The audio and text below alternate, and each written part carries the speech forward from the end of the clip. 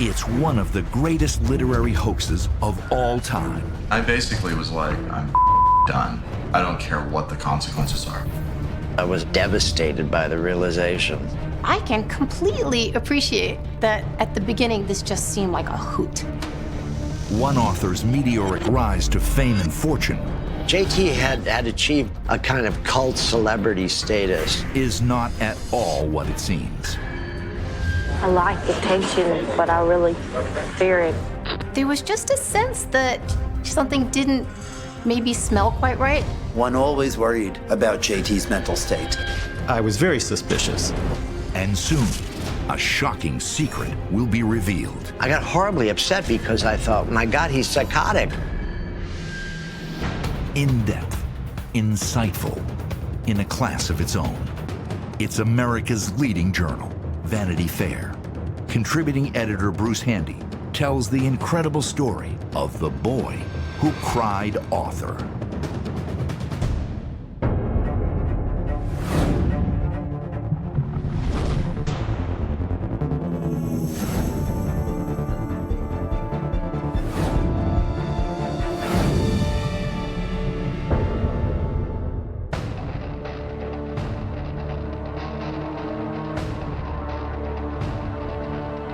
It's 2002, and a new experimental band on the San Francisco music scene is starting to get noticed. The group is called Thistle. Astor Jones plays guitar. His partner, Emily Speedy Frazier, takes center stage, singing songs written for the band by a new cult author. Speedy was the lead singer of Thistle, and she was singing Jt Leroy's lyrics. Jt Leroy is a rising star in the literary world. His relationship with the band started 10 years earlier, when Speedy found JT dazed and homeless in the Tenderloin, a San Francisco neighborhood notorious for drugs, prostitution, and violence. Speedy and Astor were good-hearted, and they took in JT when he needed a place to go. And as the years went by, JT would fall off and, wind up back on the streets. They'd always let him back in, and then they formed this band called Thistle. Now let's get playful. I think Thistle just really was emblematic of a band on the make. They were actively willing to promote themselves and do what they can to get publicity. But Thistle was very much a family affair. It became the family that Jt Leroy had never really had. I think it's very important for JT to have that structure. We really coalesced, came together as a family. The spotlight was new to the trio, but particularly to JT. He came from a world of desperate poverty and shocking exploitation.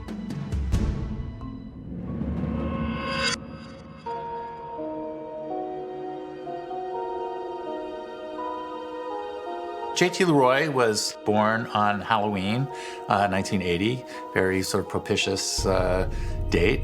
Well, JT just had one of those most traumatic childhoods possible. He was in West Virginia in the Appalachian Mountains, which is notorious for lots of poverty.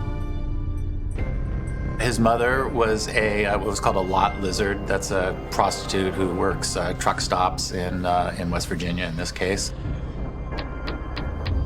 She'd dress him up in girls' clothes and pimped him out of truck stops starting at the age of 7 or 8.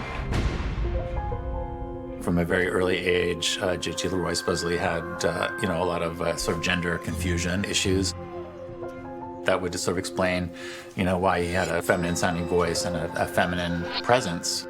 And he would always talk in a sort of breathy Southern accent. And then he was, given lots of drugs by his mother. There was a lot of talk, especially of heroin abuse. I'm sure there was use of other things while they were on the road. And at some point, Jt Leroy contracted HIV. And And somehow Jt Leroy ended up on the streets of San Francisco, where he was still working as a prostitute, and he was eventually picked up by Speedy. Soon after moving in with Speedy and Astor, JT struggles to live a normal life. He frequently returns to the streets, tempted by the vices of his former life. Suffering from deep depression and suicidal impulses, JT eventually seeks help. Speedy connected him with Dr. Terrence Owens, who was a therapist. Dr. Owens worked at the Macaulay Psychiatric Institute doing a phone hotline for teenage suicide. Jt Leroy eventually became a patient of Dr. Owens, but only on the phone. They would do frequent phone therapy sessions that continued for years. Dr. Owens encourages his young patient to start writing as part of his therapy to help him come to terms with his sexual abuse. I started writing because my therapist told me to. So Dr. Owens encouraged JT to write, and JT started writing stories, and then he started contacting writers that he admired.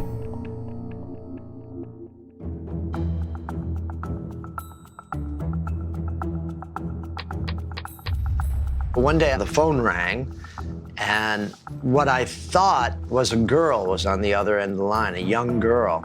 And she said, is this Bruce Benderson? I said, yes, it is. Who's this? She said, well, I'm a great admirer of your writing. Bruce Benderson is a well-known fiction writer and cultural essayist who specializes in stories about the seedy underbelly of New York. And I said, how old are you? And she answered, I'm 14. And I thought, oh my God, I really better hang up now.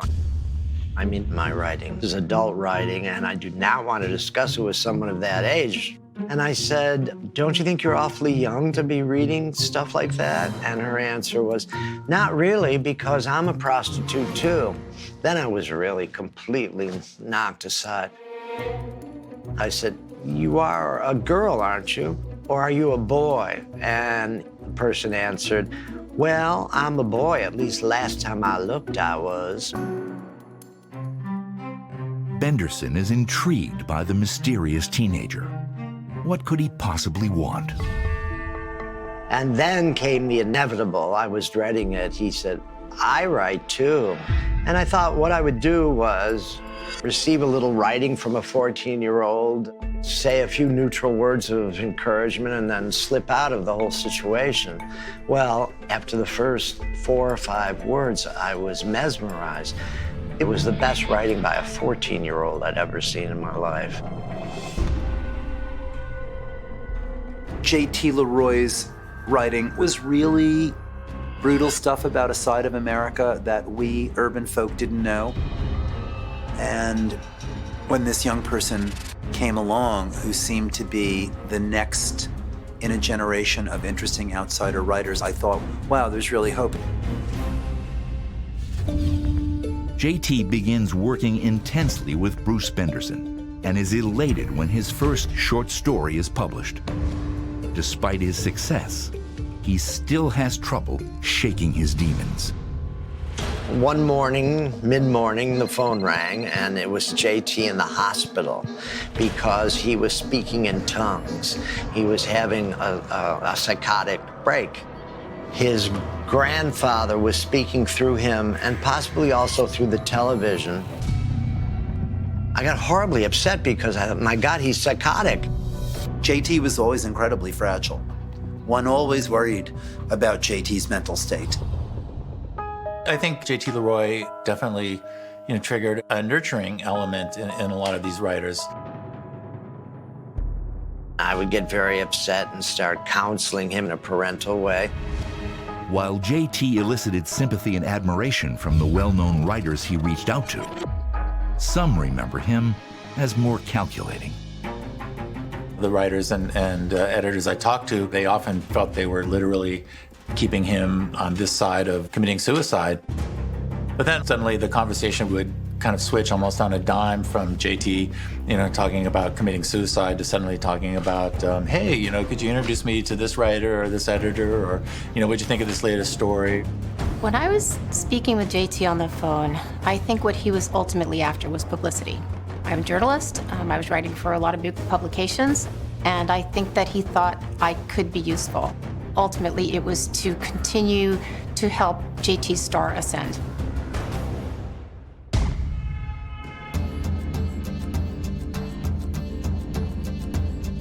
So in 2000, JT's first book, a novel, Sarah, was published, which was supposed to incorporate elements from JT's life. It involved lot lizards, prostitutes who were working out of truck stops in West Virginia. It was very exciting that this 16, 17-year-old wrote such an evocative book that was a tribute to a mother who failed. Sarah got a lot of very good attention. Not only do critics rave about the book, it sells. The young author quickly attracts a devoted following, despite his refusal to do a promotional tour for the book. He was supposed to do readings to publicize the book, but he wouldn't do readings. He wouldn't show up in public. JT was pathologically shy. Here is this child, really, that people felt as though, all right, I will help. I will be your face. I will be your spokesperson. Here is Jt Leroy's intro. I get asked a lot, how come I ain't reading? Well, the God's honest truth is I never learned how. Thank you, Jt Leroy. Part of the allure is the mystery surrounding this damaged but brilliant child. He'd never met any of the writers that he corresponded with or spoke to over the phone, or his editors even. He would come up with a reason not to. And this usually involved his extreme anxiety. He was too embarrassed to show his face. He didn't like to be touched. I thought it was totally understandable that JT was afraid to read in public, because he'd even been afraid to meet me, the person that for more than a couple of years had spoken to him on the phone several times a week for several hours each time. So if he couldn't even do that, of course he couldn't get up in front of the public and start reading. His adoring fans would eventually demand to meet the reclusive author, setting in motion a fantastic story worthy of Jt Leroy himself. One that would stun his mentors and fans alike. Looking back, we treated JT, each and every one of us who helped, with the utmost kindness and respect, and ultimately were shat upon.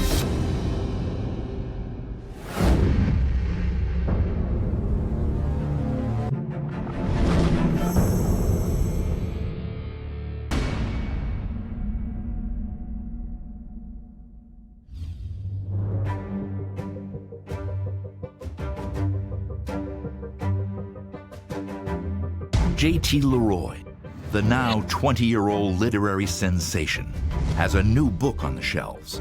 The Heart is Deceitful Above All Things. It's a collection of short stories about a young boy on the run from his sordid past. Young people found the book particularly compelling, and Jt Leroy began to find a following. Maybe you might at this point call it a cult following. As the number of his devoted fans rapidly grows, JT finally agrees to help publicize the book. He shoots a special with a German television crew, then does a series of magazine shoots. After that, Jt Leroy began to appear in public, but always as a very sort of pale and sort of ethereal figure who didn't really talk to people much or even at all.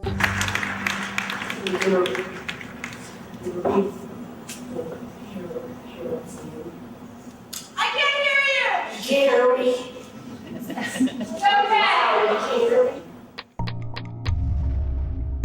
It was a short, thin creature with the face mostly hidden by big glasses, a blonde wig, and a hat. And I thought, well, yeah, okay, so that's JT. He had a slightly Andy Warhol-ish effect, which made for a very compelling presence to a lot of people. I remember the first time we met at a restaurant in New York, and JT was this androgynous, bony creature, and it meant so much to me to hug. And we sat and had a meal, and it was JT and Speedy and I, and Speedy did all the talking. JT was very quiet. Emily Speedy Fraser, JT's protector since the day she rescued him from the streets, has taken over as JT's unofficial manager and publicist. When I first met JT, like, Speedy was just hovering around and watching. When filmmaker Marjorie Sturm shoots a documentary about the life of JT, Speedy is a constant presence, hovering over every detail. Here's this weird character who's just overly involved in managing and controlling JT's actions. When I was interviewing JT, she was like intervening and saying, hey, be careful, you know, there's a camera on, and don't say this or do say that. I first met Jt Leroy when I was assigned by the LA Times to cover the rap party for The Hardest Deceitful Above All Things. There's this woman who turns to me. She says, you're with the LA Times? It's this woman with kind of a flaming red, orange, kabuki haircut and very extreme makeup. And she says, oh, I have so many things I want to tell you. She says, my name is Speedy. I'm in a band with JT, and we'd love for you to write about our band. And she says, JT, stand up. Nancy wants to talk to you. When it comes to promoting the band and cultivating celebrities, it is Speedy who takes charge. Speedy was the ringleader of the circus, but JT was perhaps one of the animal acts, one of the rare animal acts like the white tiger or something like that. Virtually overnight, Jt Leroy, the former truck stop prostitute, becomes a literary sensation. It is some fantastic version of the American dream. I think the idea that a street kid could sort of make his way to the top reinforces a lot of narratives that people like to believe in, that America's a place where anybody can make it if they really try. We live in a kind of Oprah-fied culture where people who save themselves become heroes. And JT was a hero to a lot of people who'd survived abuse. All those stories came at it because I had to write it in. Like, it was really painful to go back and look through it because it just brings up so much emotional stuff. JT was becoming trendy and fashionable, and all the right people, the glamorous people, including members of the Hollywood community, were saying very supportive, very enthusiastic things about him. JT developed a particular sort of cult reputation. He started getting celebrities to do his readings for him. Musicians, rock stars, actors, actresses would come and read in the place of JT. Jt Leroy became a bigger and bigger literary celebrity and began moving in A-list circles. And clearly, at this point, JT was willing to be in front of the cameras to keep that sort of mystery going. My relationship with JT began to change. He had less time to relate to me, and I was perfectly okay with that. It was almost like having a son who's growing up and having important experiences with other people, and your job is to be supportive about it, because I really wanted him to succeed. I think you could argue that by the mid 2000s, Jt Leroy was maybe the biggest literary celebrity on the American literary scene. But not everyone is convinced that Jt Leroy is some child prodigy. I attended his reading in San Francisco. I picked up his novel, Sarah, and read the beginning of it, read a few pages. Stephen Beachy, a well-known member of the San Francisco literary scene, is highly suspicious. My impression was that his writing seemed way too advanced in terms of just the sentences, the descriptions, for a kid who'd been living on the streets. I was very suspicious. I'd worked in the Tenderloin. I used to live in the Polk Street neighborhood, and I had friends who still lived there. And I'd never crossed paths with Jt Leroy. Nobody ever encountered this child prostitute working Polk Street named Jt Leroy. Beachy scours public records and finds no trace of a Jeremiah Leroy, born as JT says he was, on Halloween in 1980 in West Virginia. There was just a sense that there was something a little hinky here. Something didn't maybe smell quite right. There was no record that I could find that he'd ever existed.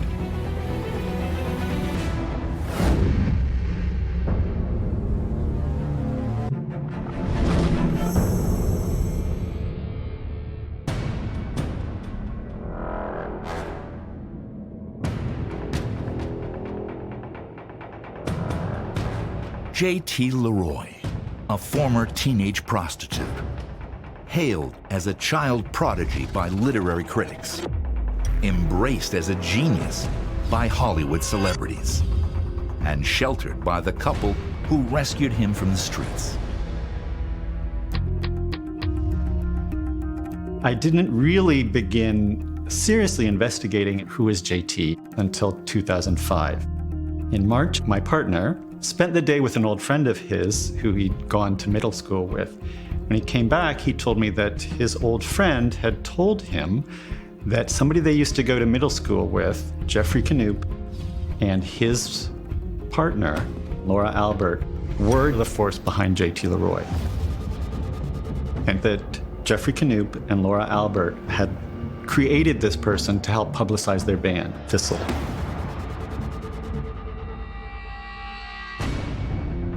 With a little more digging, Beachy discovers that Speedy and Astor, JT's bandmates in Thistle, are stage names. Astor is the guitarist.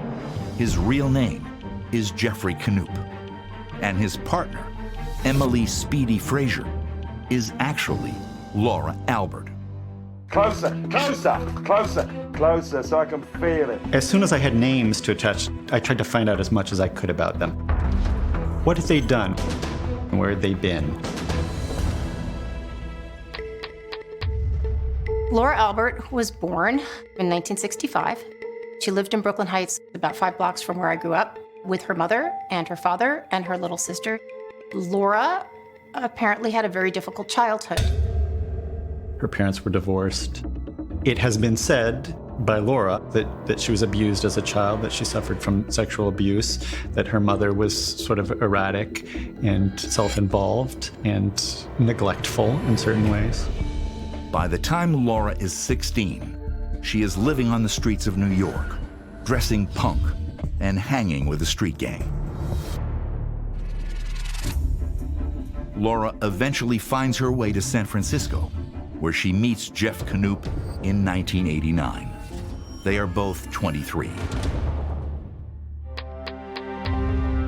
Jeff Knoop was born in 1966 in San Francisco. Jeff's parents split when he was around 2 years old. You know, when he got older, he got involved in the punk scene in San Francisco, which was very vital, and he became a very passionate guitarist. When Jeff and Laura first met, they very quickly bonded over music. He and Laura began writing songs together. Jeff and Laura share a musical connection and a troubled past. Their collaboration would lead them down a path neither could have ever anticipated. It was interesting, you know, with their music. You know, for Jeff, that was really a prime motivator. For Laura, I think the music was more a means to, you know, something else. It wasn't about being a rock star. It was about some other kind of affirmation she was looking for. Curious about the relationship between Jt Leroy and the couple, Beachy reaches out to Dennis Cooper, an influential American writer who also mentored and befriended JT. Cooper had saved all of his correspondence with Jt Leroy. I didn't really know what I was looking for. I just knew that there was something in there that JT was concerned that other people would find.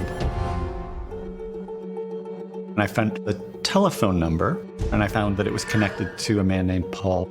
And I got a hold of Paul and asked him if he knew Laura Albert, and he did know Laura Albert. He described Laura as somebody who spent a lot of time talking on the telephone, who would talk in different accents.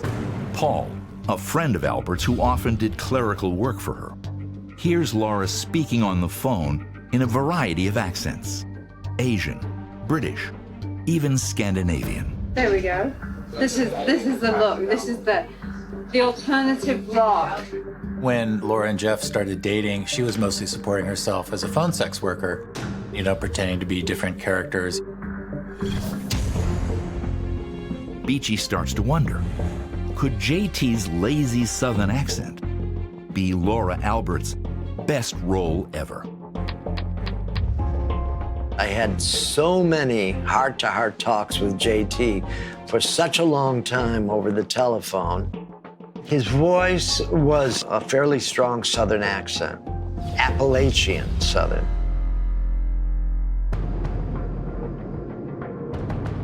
I felt sure that Jt Leroy was really Laura Albert.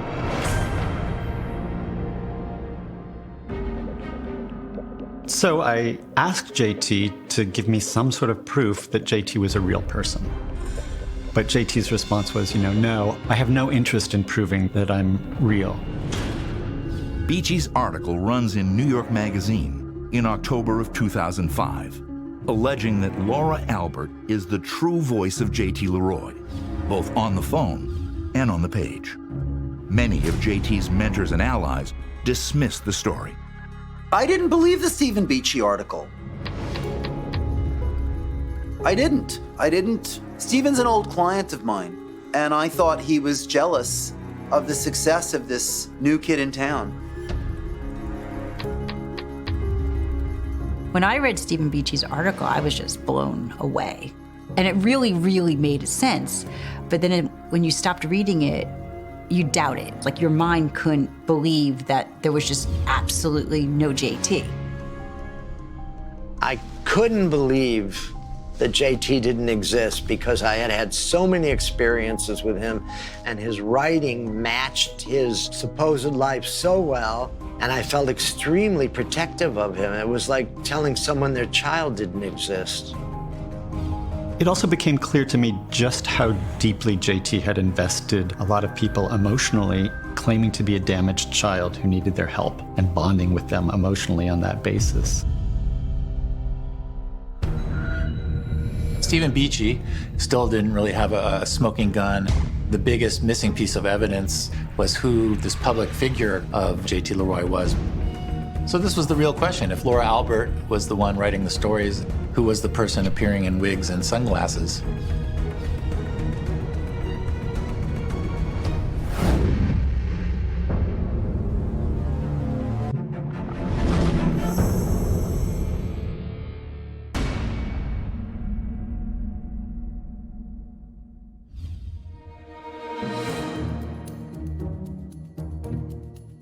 After Stephen Beachy's expose of Jt Leroy, New York Times reporter Warren St. John immediately picks up where Beachy left off.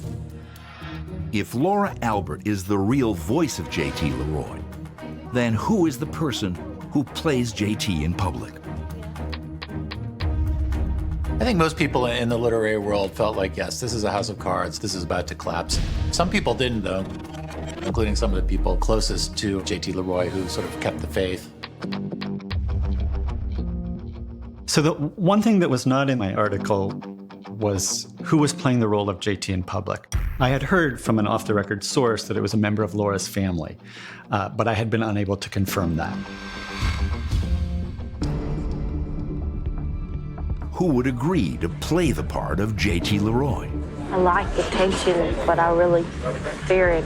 And why? In the course of his investigation, New York Times reporter Warren St. John comes across a photograph of Savannah Knoop, Jeffrey Knoop's half-sister. To St. John, the resemblance is striking.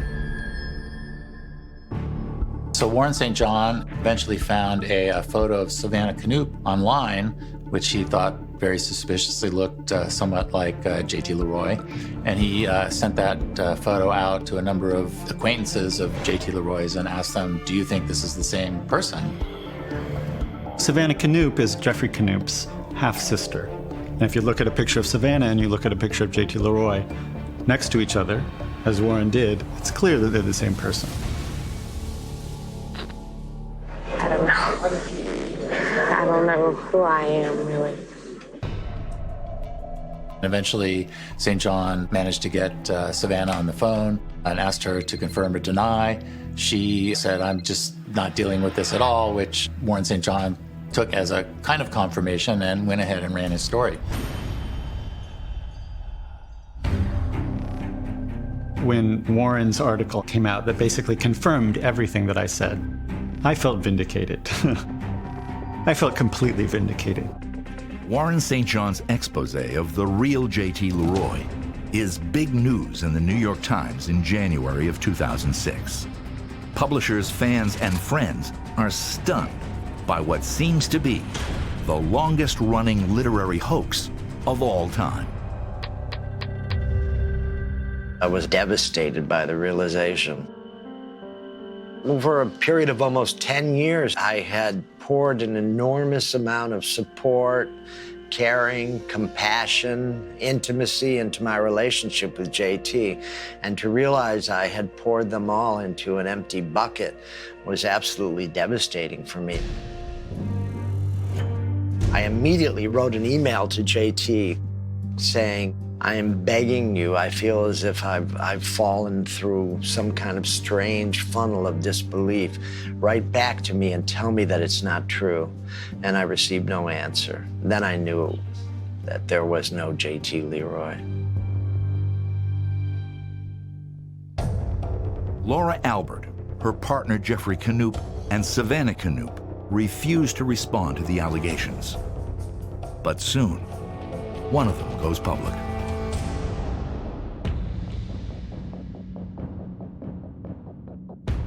Jeffrey Knoop, having recently separated from Laura Albert, agrees to tell Warren St. John the whole story. He admits for the first time that Laura was indeed the mastermind behind everything. 1 month later, Jeffrey Knoop offers Vanity Fair's Bruce Handy a rare first-hand perspective on the scandal. I don't owe Laura anything, and I don't wish bad things upon her, and I'm not out to destroy her. But at the same time, I'm not going to keep her secrets. Jeff said he started to suffer from panic attacks, you know, as the Jt Leroy show began almost spiraling out of control. I basically was like, I'm done. I don't care what the consequences are. And again, I'm not the one who broke the story. All I did was go on record and say, yes, she wrote it. I mean, there is no JT. Jeff told me that, as he put it, as Jt Leroy's writing became more and more successful, Laura really realized somebody was going to have to meet Jt Leroy in the flesh, you know, for this really to go forward and for these books to be published. And one day it just dawned on Laura that Savannah would be the perfect person for the part. And when they approached Savannah, she was apparently just kind of sure, why not? Jeff says Laura spent hours coaching 21-year-old Savannah on JT's Southern accent, his speech patterns, and his backstory. And almost on a whim, they decide that JT needs a signature look. Jeff and Laura take Savannah shopping for a cheap wig and sunglasses. And incredibly, it all works. Savannah Knoop, I think, was a good stand-in for JT in a way because she had a very waif-like presence. In terms of Savannah, I can completely appreciate that at the beginning this just seemed like a hoot. I mean, it's fun in a way. I was really hurt. I was hurt. I had to speak to Laura. I said, you know, if you tell me the truth, I'll stick by you, but you must tell me the truth now. And she didn't, and she wouldn't, and she hung up, and that was the end of that. So I ended my ties. In the literary world, reactions to the truth about Jt Leroy vary from betrayal to amused applause. You know, some of the people were kind of admiring of the hoax. Let's begin with the fact that she made up a person who she said had HIV and had been physically abused. You're tugging at the heartstrings. We all lost so many people to AIDS, so many people. And suddenly here's this little person who may be like the next voice of a dying generation. She took complete and utter advantage of the goodwill of myself and many of my colleagues by playing the AIDS card. I'll never forgive her for that. Laura Albert and Savannah Knoop refused to comment for almost a year following the Times expose. Laura's manager releases the following statement. Laura is not denying that she is JT. The real heart of this story is how Laura will explain herself. I really feel like after the reveal, Laura and Savannah took a lot of time, to create another narrative. You've clearly been lying and deceiving people. And how do you wiggle your way out of that?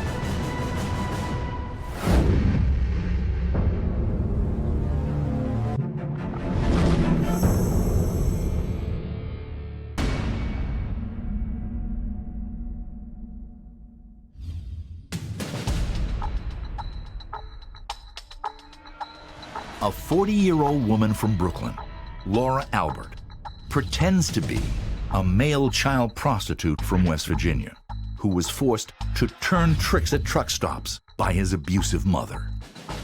It is a riveting story that becomes one of the greatest literary hoaxes of all time.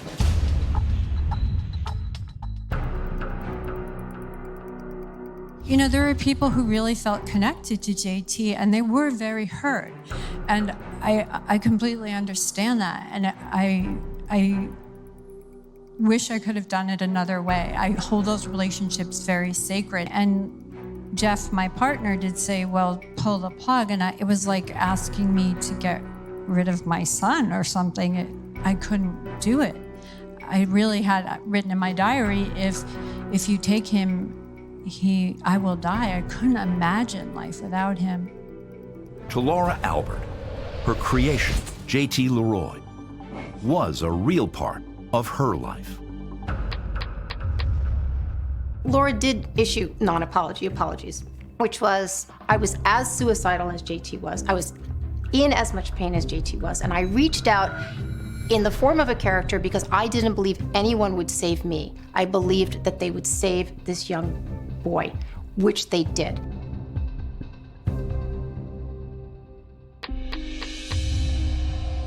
All she sees is the fact that she was suffering in an infinite way.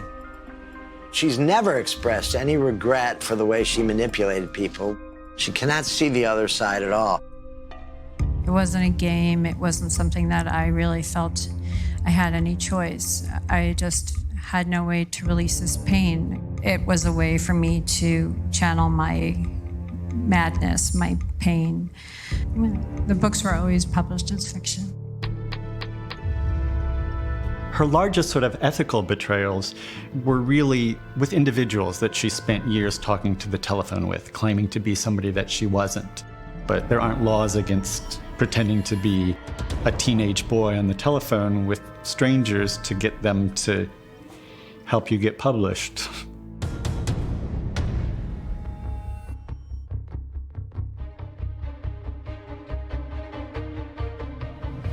But it turns out, even when you are creating a fictional character, some laws do apply. 7 months after the Jt Leroy hoax makes national news, film producer Jeffrey Levy Hinty's company, Antidote Films, sues Laura Albert for fraud and breach of contract. Jeffrey Levy Hinty sued Laura Albert. He had a contract with her to make a film of her book, Sarah. The film company argues that the contract, signed by Jt Leroy, a fake person, is null and void. When it turned out there was no Jt Leroy, Jeffrey Levy Hinty felt that the material was no longer going to be as valuable.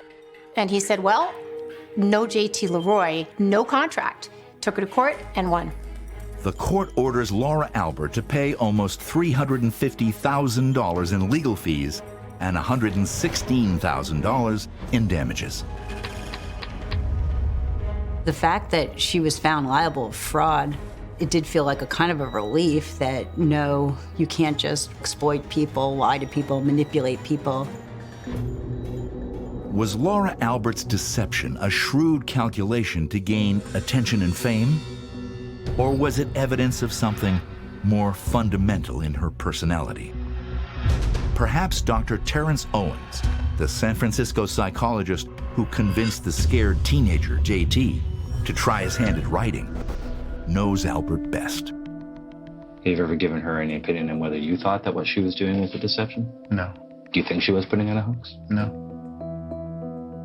Has Laura ever told you that she was putting on a hoax? No. Why do you think she wasn't putting on a hoax? It's a superficial understanding of her psychopathology. Really misunderstands it. She's a lot sicker individual than I think is obvious on a superficial contact with her. Have you made any diagnosis with respect to Miss Albert about multiple personalities? And I think it is an aspect of her psychology. Yes, I do.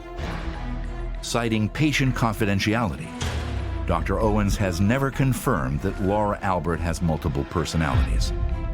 He declined to participate in this program. Now I think I'll shave my mustache. No one knows I'm really a man. Those who know Laura Albert, including her former partner Jeffrey Knoop, say they don't believe she acted with malice. In fact, many see her as a troubled woman who simply wanted to be loved and admired. I feel guilty doing these interviews. There's a part of me that's cringing because I'm betraying Laura. You know, in the end, while I certainly wouldn't condone what they did, I think there was a really interesting, compelling human story behind it. You know, it started with some real basic human emotions and needs from a woman who couldn't meet her emotional needs in a more conventional way.